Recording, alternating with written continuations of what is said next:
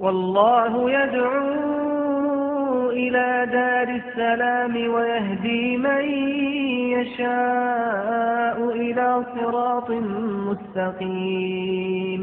Brother Said from the United Arab Emirates, he said, I went with a certain group called Jamaat Tabligh. I went to spend several days out with them in different mosques, calling to Allah, spent 10 days once and 3 days another time. I really felt good while doing this, giving da'wah to people, calling into Allah subhanahu wa ta'ala. He said, recently I've been told by a friend of mine that this is not from the Sunnah, this is not from what the Salaf As Sahilha did, this is not from something the Prophet did. What do I do? I'm confused. How do I go about to carrying on my task? First of all, brothers and sisters, this ummah, the ummah of Prophet Muhammad sallallahu alayhi wa sallam is a praiseworthy ummah, and it was praised in the Quran. Why? Allah subhanahu wa ta'ala explained the reason. He said, you are indeed the best ummah sent to mankind. كنتم خير أمة أخرجت للناس. Why? He began by saying تأمرون بالمعروف وتنهون عن المنكر وتؤمنون بالله. To emphasize on the importance of giving da'wah. You enjoin what's right and you forbid what's evil. What's da'wah? Da'wah is all about enjoining what's right and forbidding what's evil. Al-amru bil-ma'ruf wa nahy al-munkar. And by the way, a da'wah is an issue which is mandatory on every single Muslim, male or a female. There is no distinction between a scholar and an ordinary person. Everybody must give da'wah, everyone according to their capacity and according to their limit of knowledge and how much they have access to give da'wah.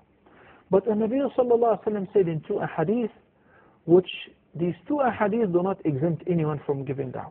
The first, in the second hadith, من رأى منكم منكرا فليغيره بيده فإن لم يستطع فبلسانه فإن لم يستطع فبقلبه وذلك أضعف الإيمان. Whoever of you sees something wrong, evil, mistake, a sin, let him change it. It is mandatory upon you to change it by any of these methods. The first one is biyadi, and the hand in this first category refers to authority. If you are an authoritative person, if you are an official, if you were given this power, you must stop this munkar which you see under your guardianship. What if you can't because you don't have the authority? Then bilisanih, enjoining what's right and forbidding what's evil by giving the advice, the sincere advice. Nabi sallallahu alaihi wasallam says in the hadith of Tamim ibn Aws al-Dari, ad-din al-nasiha. Deen is all about paying the sincere advice. Then the third, that if you don't have the power of giving a lecture, of preaching, of enjoining, or you're afraid that if you say anything goes to harm greater than the munkar itself, then the Nabi sallallahu alaihi wasallam said in the last category, something that did not leave anyone that could be exempted from giving da'wah, by saying فَبِقَلْبِهِ وَذَلِكَ أَضْعَفُ الْإِيمَانِ, by condemning the munkar by your heart, by wishing that the Muslim state will prosper and the salah will be offered on time and people will deal in halal transaction by your heart. If you can neither change it or give da'wah by the hand or by the authority or via speaking about it, then at least by your heart. So there is no specific jama'ah that's taking care of this business, but there are scholars who have a greater duty of informing people about what's right and what's wrong. Then there is muftis who are in charge of giving the fatwa with regards to haram and halal. So the issue of going out to give da'wah is the job of every Muslim, not just specific people. How?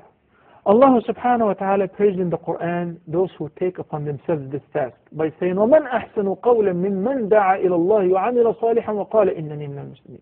And who is better in statement than one who is دَاعِي إِلَى اللَّهِ, دَعَا إِلَى اللَّهِ, and عَمِلَ صَالِحًا, and he himself is doing good righteous deeds, and he proclaims that I'm just one of the Muslims. And Nabi sallallahu alayhi wa sallam in the Quran is commanded, قُلْ هَذِهِ سَبِيلِي أَدْعُو إِلَى اللَّهِ عَلَى بَصِيرَةٍ أَنَا وَمَنِ اتَّبَعَنِي. Say, this is my way. I call unto Allah subhanahu wa ta'ala on proper understanding, insight, me and those who follow me.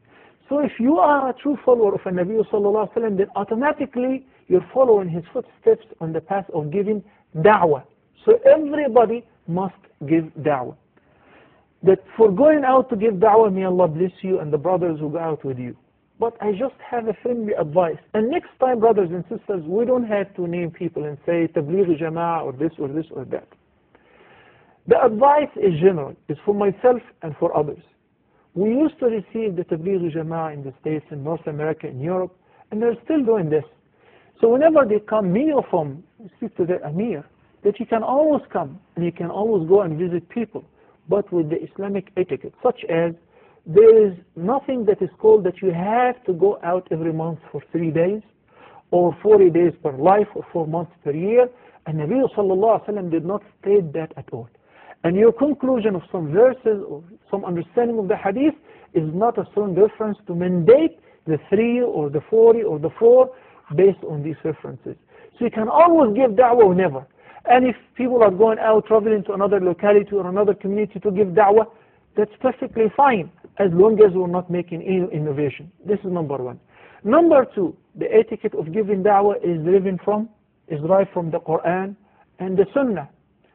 So, will not abide by a single book or by the statement of any person other than the Quran and the Sunnah of the Prophet sallallahu alaihi wasallam. I held against some people that they have been stuck to one book, such as the book which just the sister mentioned was talking about the privileges and the virtues of certain acts. And she said the tasbih, and she said it's stated that in Sahih Muslim. It's not in Sahih Muslim. It is a weak hadith. So why do we rely on weak hadith while we have thousands of sound hadith? Why don't we just study Al-Bukhari or Muslim or Riyadh al-Salihin, the Garden of the Pious, the 40 Nawawi hadith, etc. The sound hadith, and study the tafsir and study the sound fiqh without being rigid to a certain madhab or certain school of thought. So if we expand a little bit to cover and include other opinions and rely on our references on the sound hadith, and we only allow the scholars to speak, it is perfectly fine to have supporters. People who go out, convince people you should stop smoking, and convince another person who does not pray. Share with him your experience, that how did you come to Iman, how did you start practicing Salah, and the importance of leaving your business whenever it is Friday prayer. It is perfectly fine. But who should speak and give the lecture? A knowledgeable person. And you should be a role model yourself. So it is not possible to listen to somebody who has a convenience store, but he's going out to give da'wah. He's selling beer, but it's very fixed in his life that every month he has to go 3 days to give da'wah. Does it make any sense? That Allah subhanahu wa ta'ala says, وَمَنْ أَحْسَنُ قَوْلًا مِمَّنْ دَعَا إِلَى اللَّهِ وَعَمِلَ صَالِحًا.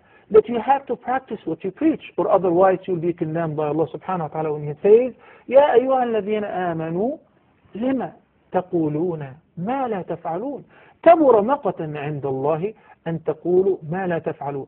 It could be a wonderful opportunity, as many of our brothers, mashallah, now they started doing that. When they collect people and they travel to a specific locality, it is not because it's a must to travel 3 days every month. Rather, we'll take it as a journey to visit our brothers in another community for the sake of Allah. And when we stay in the masjid or stay in somebody's house, we spend this time in getting to know one another, in visiting people for the sake of Allah, in studying the Quran and the sound Sunnah.